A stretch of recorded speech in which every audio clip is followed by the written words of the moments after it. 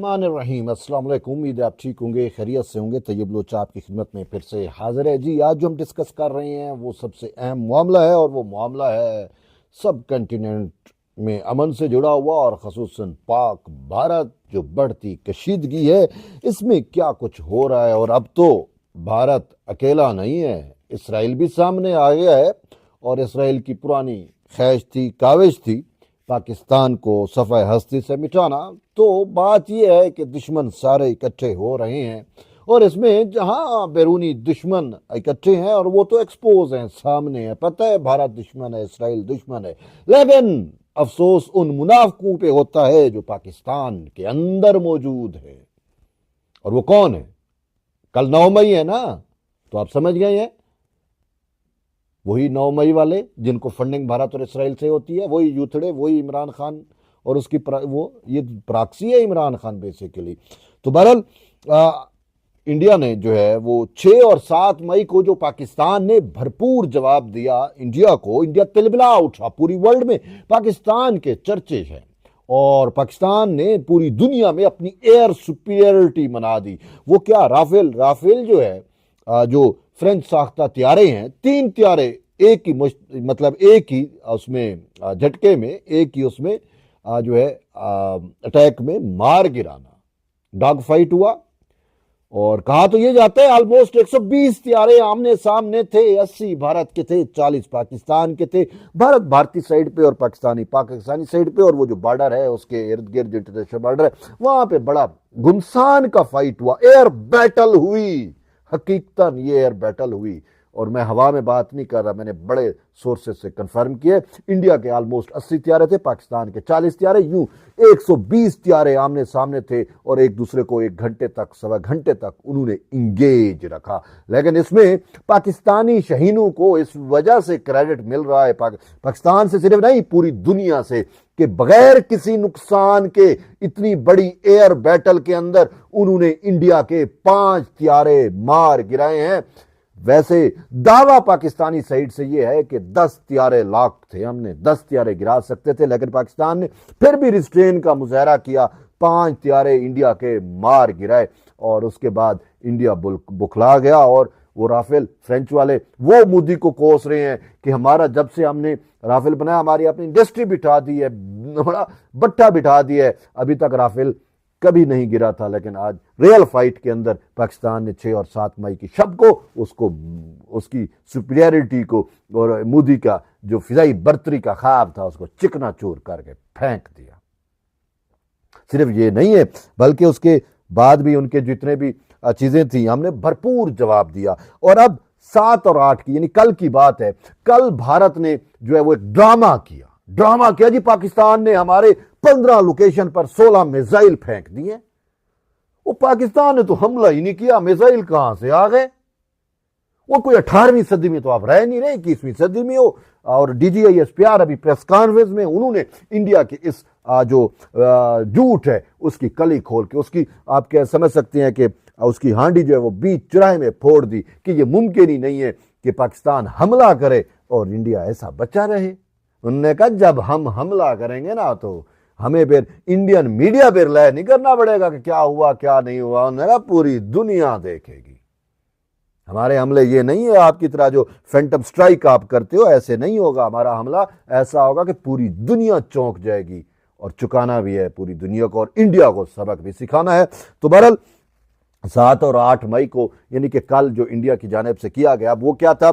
DGISPR के बकौल के 3 बड़े प्रोजेक्टाइल, यानी 3 मिसाइल थे, उन्होंने नाम का जो है उसको प्रोजेक्टाइल यूज किया हिफ्ज़ मा तक़द्दुम के तौर पे, कि अभी उनको आइडेंटिफाई किया जा रहा है कि कौन से मिसाइल थे। तो बहरहाल वो 3 प्रोजेक्टाइल पाकिस्तान की तरफ आए, और उनको नकारा भी किया गया कि डंगा वाली साइड पे, जेला वाली साइड पे जो है उसको मार गिराया गया।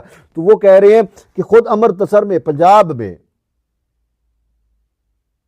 वहां पे इंडिया ने खुद अपने ही मिसाइल गिराए, और इल्जाम पाकिस्तान पे लगा दिया कि पाकिस्तान के मिसाइल हैं। अच्छा, फिर जो DGISPR ने सबूत दिखाए, उन्होंने कहा यार ये इतने अक्ल के अंधे हैं, ये इतने गए गुजरे हैं कि पाकिस्तान पे इल्जाम लगाने के लिए मुख्तलिफ फील्ड के अंदर गंदम के खेतों में जो है वो कुछ मिसाइल के टुकड़े मुकड़े फेंक दिए, अपने ही मिसाइल के, और उनको फायर तक नहीं लगाई भाई। जब जहां पे मिसाइल गिरता है, कहीं पे गड़ा होता खोदा होता है, या वहां पे अगर गंदों में या कोई ऐसी चीज है तो वो फायर पकड़ती है। कोई जल, कोई खाकिस्तर चीजें होती हैं, कोई राख होती है, कोई आग होती है, कोई उसके निशानात होती है। कुछ भी नहीं था। उन्होंने कहा ऐसे इन्होंने जाके रख दिए तो इल्जाम पाकिस्तान पे लगा दिया। हमने कहा ऐसा नहीं होता, आप कौन सी 18वीं सदी में हो। आजकल कोई भी चीज मूव करती है तो उसके डिजिटल प्रिंट होते हैं, चाहे वो ड्रोन हो, चाहे वो जहाज हो, चाहे वो मिसाइल हो, वो प्रोजेक्ट वो नजर आते हैं। और पाकिस्तान ने, उन्होंने कहा कि 29 मिसाइल इसराइल के इंडिया ने फेंके हैं, वो सारे नकारा किए हैं। एक पार्शली अपने टारगेट तक पहुंचा, जिससे थोड़ा बहुत नुकसान जरूर हुआ, लेकिन बाकी सारे 28 जो हैं वो नकारा कर दिए गए। और पाकिस्तान उनको डिटेक्ट भी कर सकता है। इसराइल भी था कि हम डिटेक्ट नहीं हो सकते, तो पाकिस्तान डिटेक्ट भी किए। वैसे हकीकत में ये है कि पाकिस्तान जो है वो टोटली अंडर अटैक है।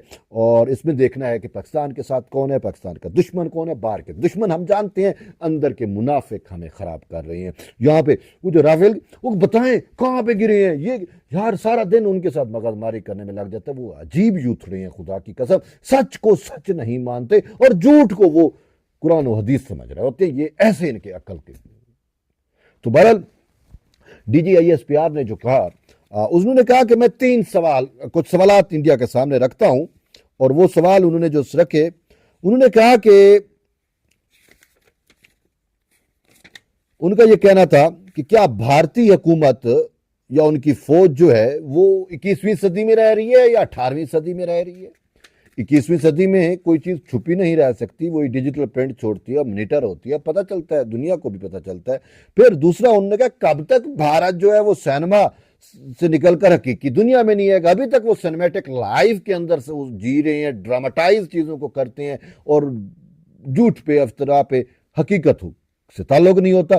इसकी उन्होंने मिसाल ने कहा कि उड़ी में जब हुआ था, मैटर हुआ था, तो उसके बाद इंडिया ने जो है वो पाकिस्तान पे स्ट्राइक का दावा किया था। हमने देखा कहीं पे स्ट्राइक ही नहीं हुई। उन्होंने कहा फैंटम स्ट्राइक, यानी झूठी एक मीडिया पे एक स्ट्राइक इन्होंने कर दी और पूरी इंडियन कौम को बेवकूफ़ बनाया कि हमने पाकिस्तान से बदला ले लिया। तो उन्होंने कहा उनको सबूत ही नहीं दिखाते। और फिर उन्होंने कहा जो ये पाकिस्तानी मिसाइलों के सबूत दिखा रहे हैं जी, 15 लोकेशन पे पाकिस्तान ने मिसाइल फेंके हैं, तो उन्होंने कहा कि वही आके फील्ड में कहीं आग होती, कोई मसल होती तो नजर तो आता। तो उन्होंने कहा कि अगर इंडिया का, वो कहते जी हमारा एयर डिफेंस सिस्टम फाल था और उसने मार गिराया मिसाइल। ओ भाई, अगर आपका एयर डिफेंस सिस्टम इतना फाल था तो वो कहाँ था उस रात 6 और 7 मई को, जब आपके 5 त्यारे उठा के हमने कचरे में फेंकवा दिए। इतनी दुनिया हैरान है कि राफेल को JF थंडर या J-10C ने उठा के फेंक दिया, चारों शाह ने चत कर दिया।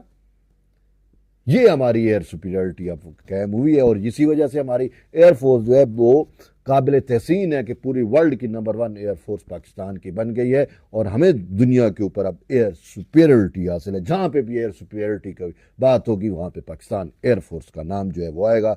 और फिर ये कि जब भी पाकिस्तान हमला करेगा तो हमें आपको भारत कि मीडिया की नहीं, पूरी दुनिया उस पर गवाही देगी। हमें भारतीय मीडिया से हक़ाइक़ नहीं मालूम करने, दुनिया देखेगी कि हमारा हमला जो है वो कैसा है। और उन्होंने कहा कि वो नज़र भी आएगा और उसकी गूंज भी पूरी दुनिया जो है वो सुनेगी। पर उन्होंने कहा पाकिस्तान में जो चीज़ भी हरकत कर रही है, जो चीज़ भी मूव करते हुए पाकिस्तान में आती है, हम उसको डिटेक्ट करते हैं। उन्होंने कहा कि आप हौसला रखें, सुकून रखें, पाक फौज पे जो है वो तकिया करें। इंशाल्लाह आपके दुश्मन को मात होगी और जीत जो है वो हमारी ही होगी। तो बहरहाल बहुत सारी चीज़ें हैं इस पाक भारत जंग के हवाले से। मेन चीज़ ये है कि भारत जो है वो इस में ट्रैप हुआ है और इसराइल उसको ट्रैप किए हुए है। अब देखते हैं इसराइल कब तक इसको यूज़ करता है और कैसे होता है। बहरहाल पाकिस्तान के, आपका और मुझे सबको पाकिस्तान के हमले का जो है वो इंतज़ार है। देखते हैं कब हमला होता है, कब हम इंडिया का वो मातम सुनेंगे जो मोदी लोगों को बेवकूफ़ बना रहा है। मोदी की हक़ाइक़ भी दुनिया को बतलाएंगे। तो बहरहाल उस वक्त तक जुड़े रहिए तैयब लोच के साथ। मिलते हैं नए वीडियो, तब तक इजाज़त, अल्लाह हाफ़िज़।